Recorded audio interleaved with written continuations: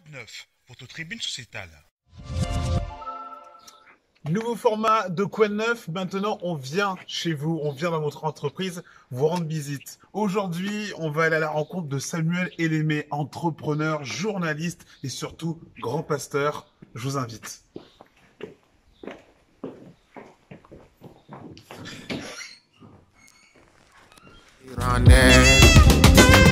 Chacun s'assoit, Dieu le pousse. Chacun s'assoit, Dieu le pousse.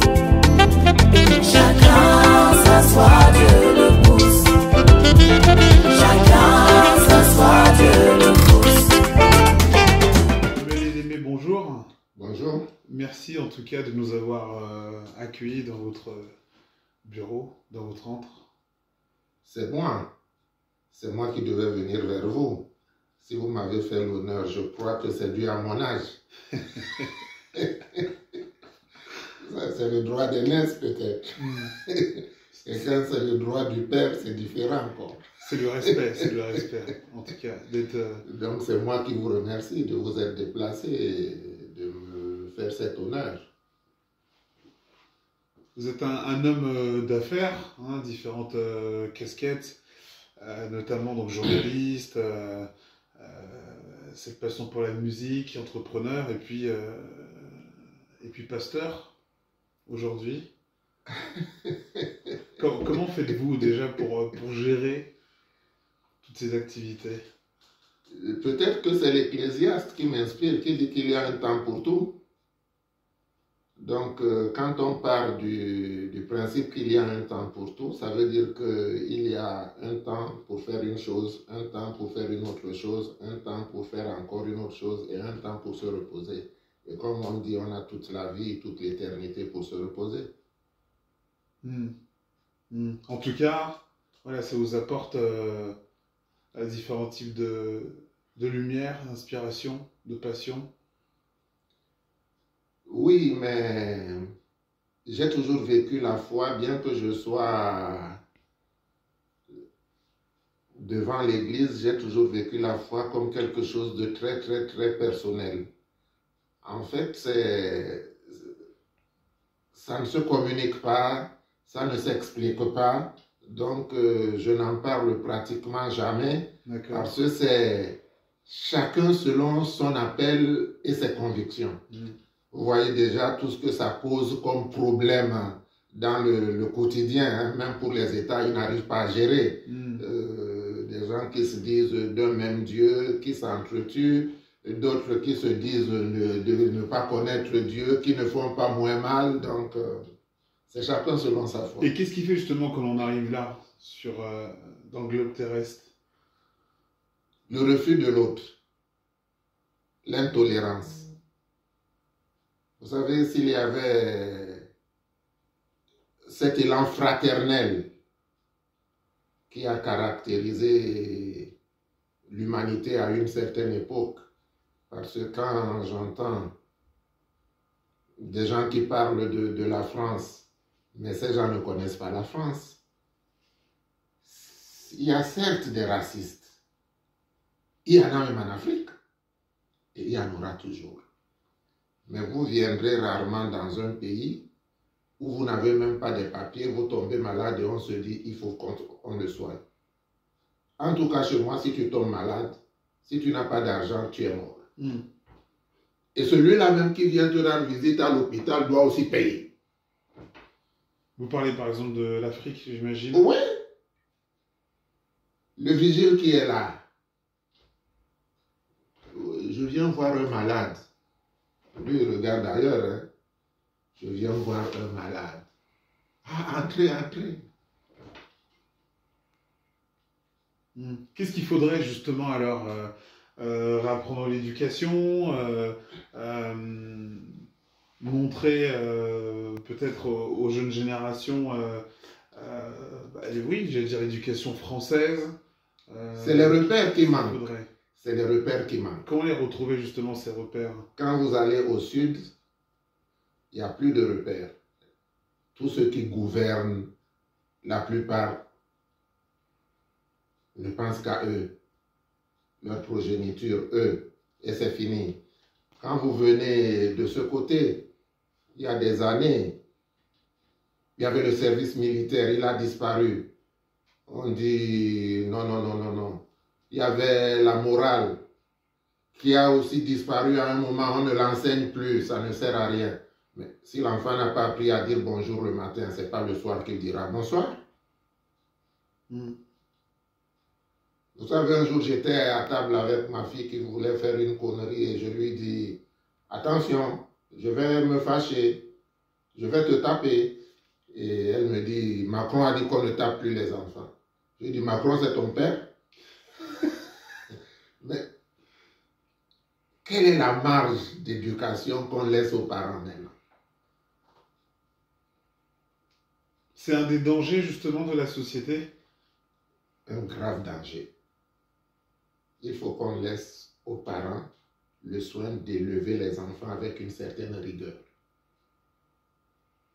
Il faut qu'à l'école, l'instituteur ait une certaine autorité. Sinon, il ne peut rien transmettre. Ce qui se perd hein, de nos jours. Qu'est-ce qui vous a poussé à devenir pasteur? Franchement, je ne sais pas. Ma mère était ancienne d'église. Il me dit, dis à ta mère que je veux la voir. Alors je dis à ma mère, le pasteur veut te voir, le révérend, il t'attend. Et le lendemain, elle me dit, mais non, le révérend, c'est toi qui voulais voir. Je lui dis, mais c'est quelle histoire ça? Moi, je ne vais pas à l'église, je dois boucler le journal aujourd'hui, donc je le verrai demain. Lundi, je reviens à l'église, à Alfred Sacker, et c'est le pasteur Bellet. Et il me dit, Élémène, les écritures là, c'est pas ça ton travail. Ton travail, c'est d'annoncer la parole de Dieu. Alors, je vais t'amener en Douné à l'école pour devenir pasteur. Je le regarde, je souris et je lui dis, pasteur, pêche les âmes, moi je cherche l'argent. Pasteur, qu'est-ce qui a changé dans votre vie? J'ai beaucoup plus le temps des autres. Je n'ai plus du temps pour moi. Jésus dit clairement, celui qui préfère sa famille à moi la perdra. En d'autres termes, avant, mes enfants passaient au premier plan. Maintenant, c'est les enfants de Dieu qui passent au premier plan. Je suis à leur disposition, mais persuadé que Dieu veille sur les miens. Ça aussi. Mais le rôle du pasteur, c'est de paître. Donc, paître, c'est s'occuper. Et quand tu as 150 personnes, 200 personnes, rien qu'en France, dont tu t'occupes, et avec les réseaux sociaux, il y en a qui sont en Afrique, il y en a qui sont aux États-Unis, et chacun à chaque difficulté se dit, je vais appeler mon responsable spirituel, il va m'aider. Donc, c'est une vie de prière, de conseil, d'assistance, parce que d'autres aussi n'ont pas de boulot, n'ont pas de papier, ils doivent vivre. Il faut que la communauté les aide. Et donc, mon quotidien, c'est gérer tous ces problèmes-là. En même temps, la nuit, je passe le temps à écrire parce que j'ai sorti le single, mais il faut aussi que j'écrive véritablement pour les générations futures le mirage européen. Justement, comment est venue la musique à vous? J'ai toujours été dans la musique. À 10 ans déjà, j'étais à la chorale Sanki. À Douala, j'accompagnais, ma tante m'amenait à la chorale. Et j'étais le plus jeune de cette chorale-là. Après, j'ai été à l'école de maître des chœurs pour justement apprendre à diriger un chœur. Mais l'inspiration artistique, même pour ceux qui ne croient pas, c'est comme le soleil. Hein.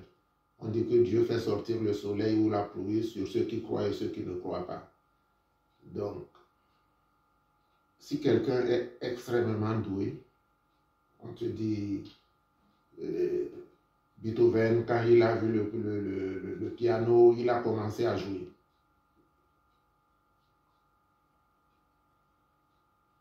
C'est un don. Justement, pourquoi ce son Cri du cœur? Parlez-nous de ce single un petit peu. Vous avez entendu parler de la montagne du crack? C'est de là que m'est venue l'inspiration de Cri du cœur. Qu'on soit dans un grand pays comme celui-ci et qu'on autorise un no man's land où on ne trouve que des gens qui étaient venus chercher une vie meilleure, un avenir. Et ces gens-là qui sont parqués là comme des animaux, on autorise à fumer des joints alors que le joint est interdit. Et les flics sont là. Mais on ne les arrête pas parce qu'ils peuvent se pourrir la vie. À la limite, on s'en fout. C'est quand l'environnement se met à crier, on dit ok, on va les déléger aujourd'hui et on les pousse un peu vers Aubervilliers là-bas et on les laisse là-bas. Est-ce que c'est normal ça?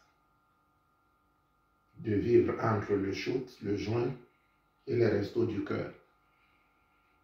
Est-ce que c'est pour ça qu'ils sont partis de si loin?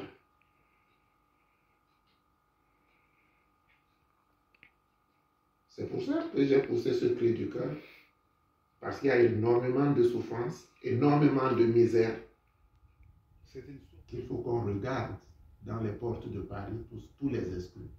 Il y a des Français, ils sont dedans. Hein? Il n'y a pas que... Non, il y a des Français dedans.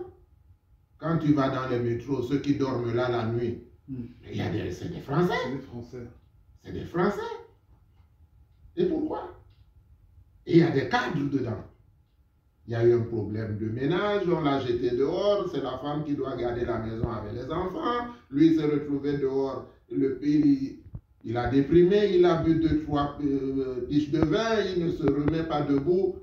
Et on l'enfonce. Mais non, c'est quelle société ça? C'est ça le cri du cœur. C'est help, je me noie.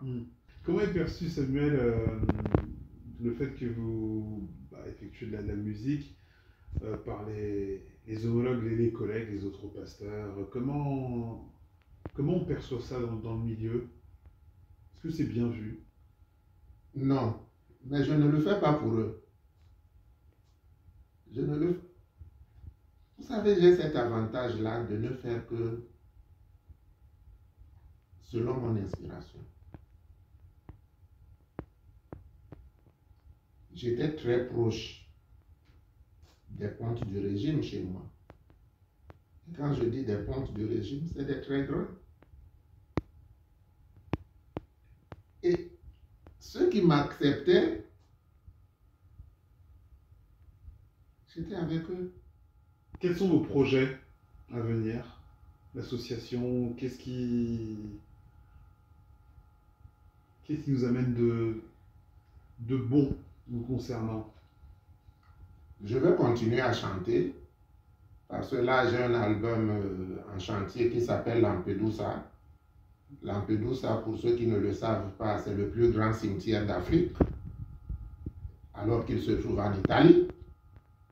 Donc, il faudrait aussi qu'on pousse un cri par rapport à cela. Est-ce que vous pouvez nous en dire plus? C'est le plus grand cimetière d'Afrique, mais se retrouvant sur le sol européen en Italie. Oui, parce que tous ceux qui essayent de traverser la première ville, c'est Lampedusa. Donc, tous ceux qui meurent dans la traversée, c'est là qu'on les enterre.